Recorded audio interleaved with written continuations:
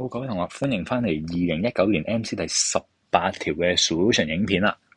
咁咧，佢就問你 How does the speed of 一個 propagation of 一個 wave on 一條繩會如何改變啦？If 你個 tension increase 咗，跟住咧你條繩咧亦都係更加重手咁樣，或者更加重手啊，或者更加重咁樣呢啲嘢啦。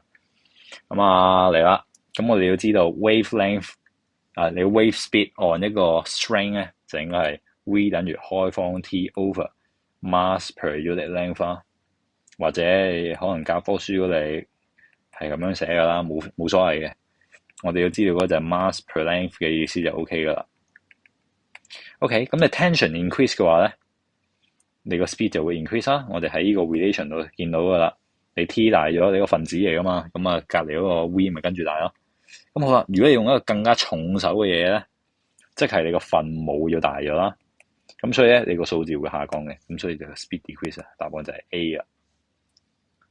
咁呢一條考嘅嘢就係睇你有冇背書，有冇背呢條式嘅啫。呢條式咧，你個 formula sheet 係唔會提供嘅，你係需要自己背咗佢嘅。